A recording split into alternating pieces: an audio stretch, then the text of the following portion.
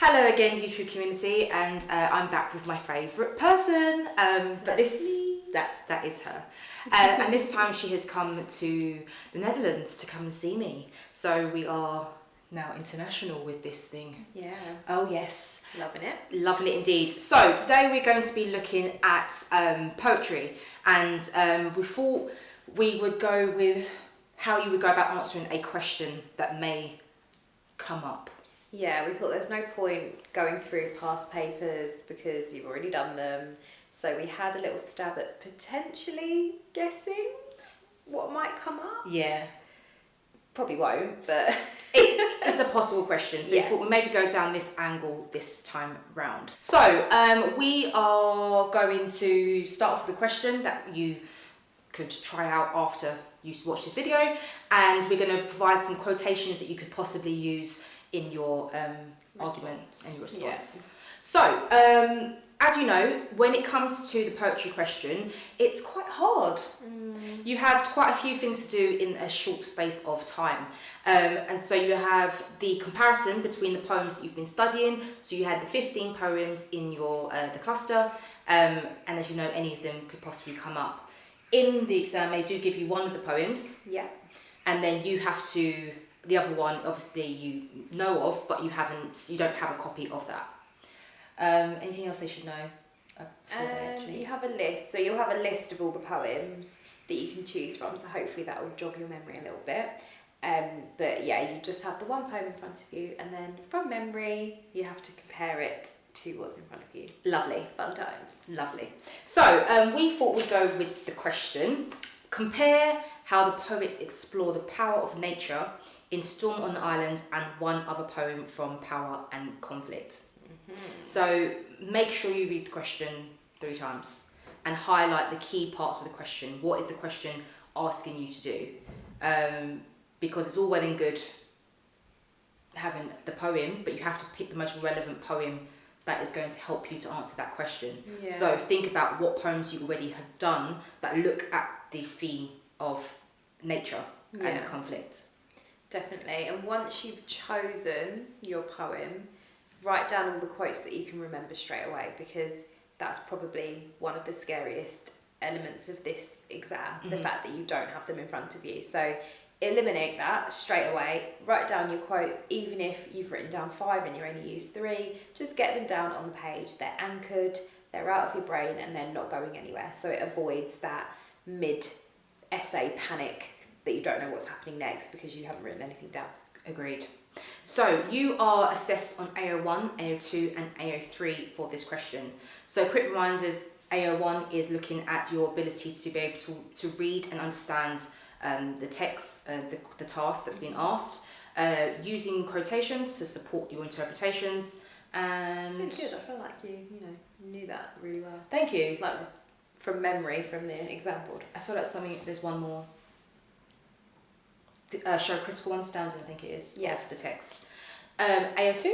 AO2 is your ability to analyse the language, analyse the language that's being used, comment on effect on the reader, and also your terminology, so your poetic devices, and if you're looking at specific words, it's good to know the word class as well.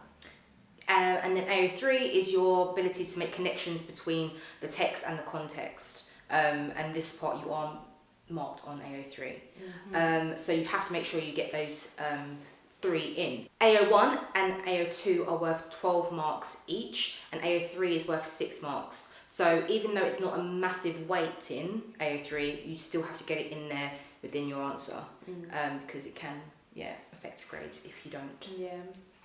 So we're going to obviously start off with Storm on the Island. So we're going to provide you a quotation and go through some of the ideas that we think you could talk about for it, and then try to make a comparison with this, and we decided to go with... I was about to say exposure. The Prelude. Yes, we are. So we picked the quotation from Storm on the Island. Leaves and branches can raise a tragic chorus in a gale so that you listen to the thing you fear.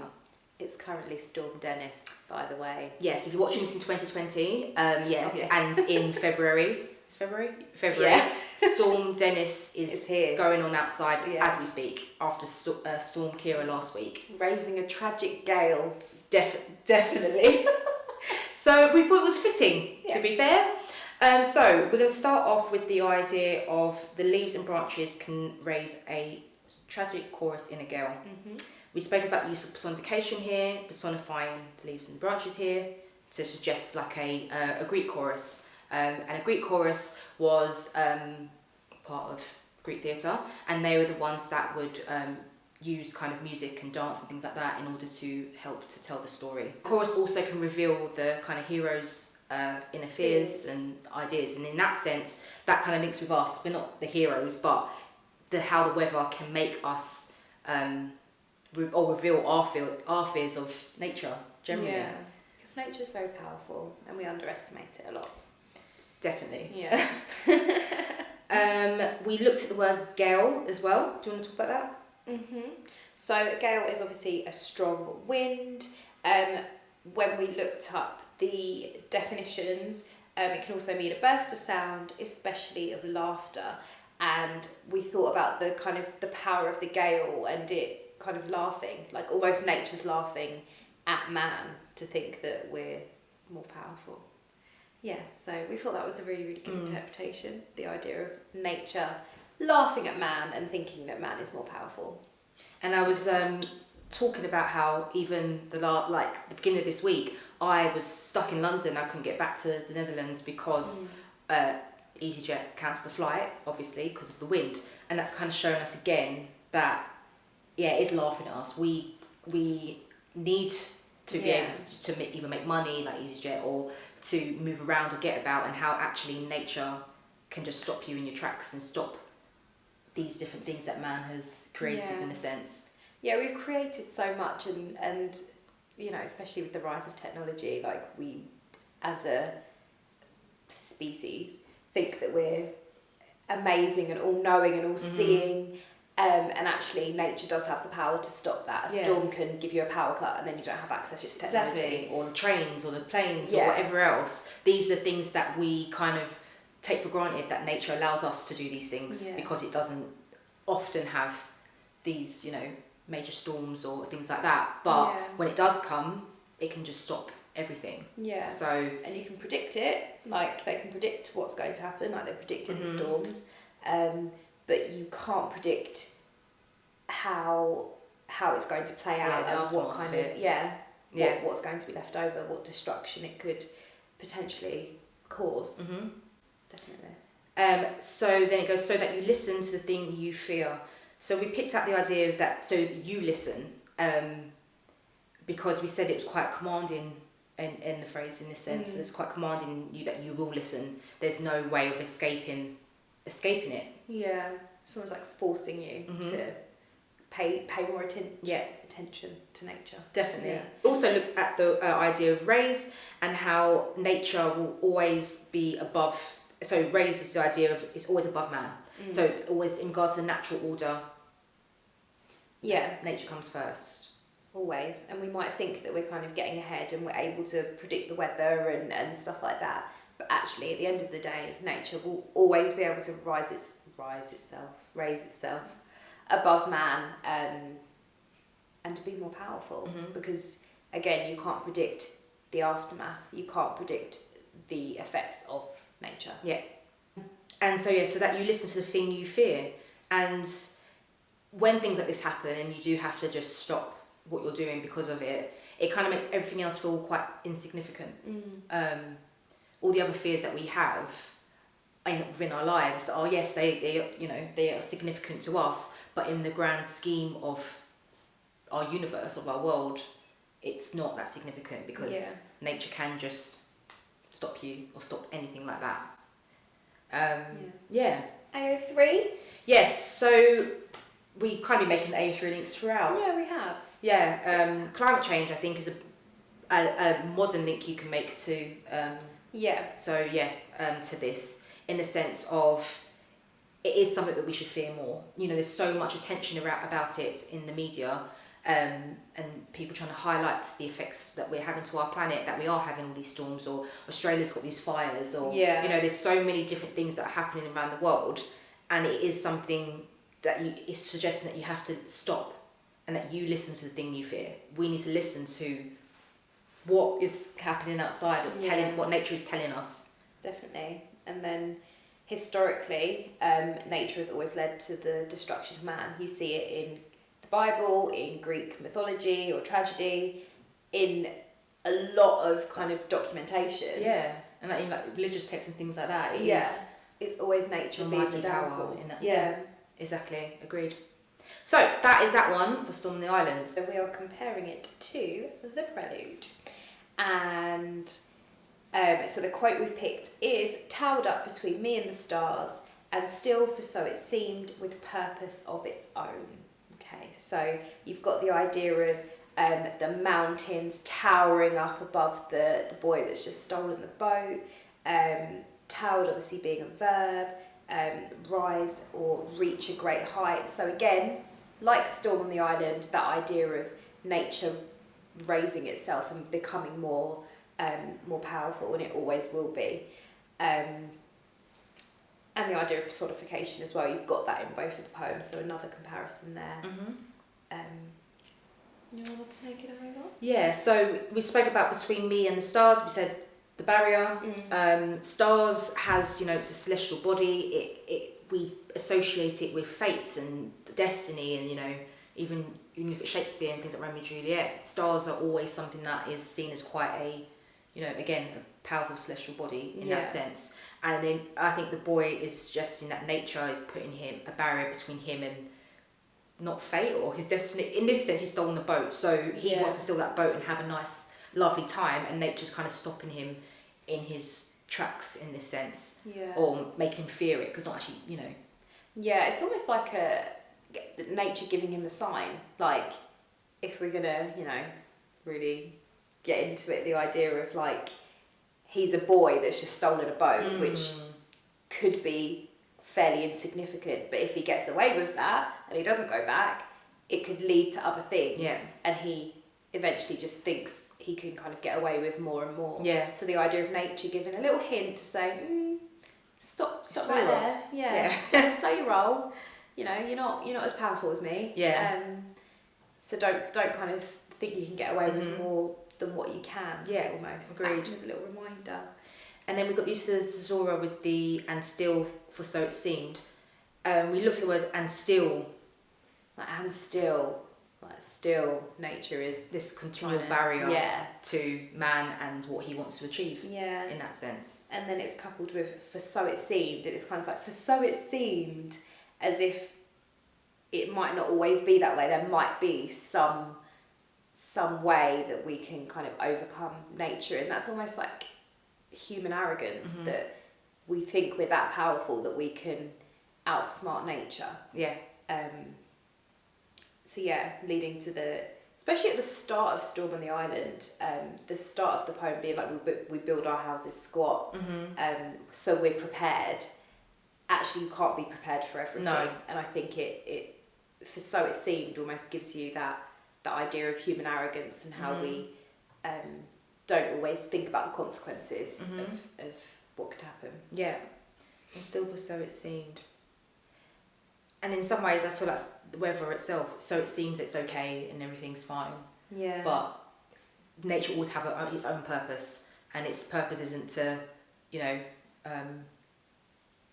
help our development in whatever else we want to do in regards to destroying it more, if that makes sense. It has its own agenda in regards to, as you saying, restoring and responding to. And you've also got there, just noticed it, that still for so it seemed is sibilant, so it's almost like humans are trying to be sneaky, like they're trying to be sinister. Like, so it seemed. I can get around that.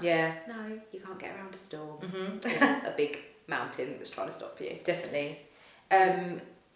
With purpose, and as I say, we all have purpose in that sense, and I think the purpose of nature is to keep going in a sense, and it is, it's going to keep going. When things are damaged, it can be restored, and and it does respond to what we're doing. And so the idea of the human arrogance, for so it seemed, you know, and still it affects us, but nature's always going to respond to how we treat it in that sense. Yeah. And whether that is a case of, oh, did you hear that? Yeah. It's good bad, aren't they, Yeah, guys? even the birds are liking it right now. So it definitely has its own purpose in regards to, it's not on the same agenda as us. It wants to survive. And so when we do have all these kind of freak natural disasters, it's only responding to... Wow. Okay, thank you. Not happy. It's only responding to how we've treated it. Yeah. Global warming and stuff like that. That is a direct... Okay. Wow, you're disturbing us. Yeah, we get it. There's a story. So let's come back to this idea of comparing the two. You can compare the idea of how both are... the nature is intimidating man in that sense. It's creating conflict between man and nature in this sense. Yeah. And how it both looks at fear. Yeah, both found the idea of fear. Yeah. And how man should technically fear nature. And both use personification, which could be like the idea of nature mocking man. Yeah. Like, we're going to personify it. Yeah. Just to kind of show you what we can do. If that makes sense. Nice. Yeah. So you could write a solid comparison paragraph between these two, using these two quotations for this question. So you would start with an introduction. So in your introduction, you should have a clear focus on the question and showing your knowledge. I think this is where you can get AO1 in and to kind of show your understand the task and you understand what the question's asking you to do. And where you're going to go. Yeah. And introduce obviously the poem that you want to compare it to and where you're taking that comparison. Yeah. So like here, if you are going to be talking about the fear or intimidation of nature, you can touch on that in your introduction, and that's where at least the examiner knows where the direction of your argument, of your essay. So you have your main paragraphs where you'd compare and contrast or contrast, and then you'd obviously sum it up with your conclusion. And I'd say your conclusion, that's where you've got your real kind of personal response to it, kind of what you think about the intimidation of nature or the power of nature. And I think it's where you can probably touch on the writer's ideas a bit more, the writer's intention. What are they trying to suggest to an audience of the time they were writing, but an audience of today? Yeah. Is it still successful? Yeah, and it is, in this sense. One's written in the 19th century or one's written, it's more of a modern poem, but both of them still show us how nature causes us fear.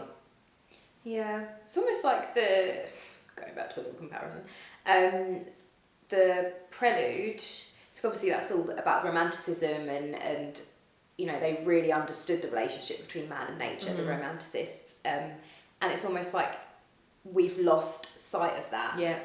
And that's what Seamus Heaney's trying to say. We've lost sight of that powerful connection we should have with nature in order for it to, or for us to both coexist in peace without the freak accidents and storms and tsunamis and stuff like that. Definitely. And because and then later on in the poem, Seamus Heaney does start using artillery type of language with bombarded and the salvo and things like that. So I think he's trying to show that we're having a war with nature in a sense where we're never going to win. We're not going to win that. We're not going to win. You can't beat nature. As you can hear outside. So I think that's probably a nice way you could then be ending it, looking at this ideas of the writer's intentions and how they link and just give your own personal response of it.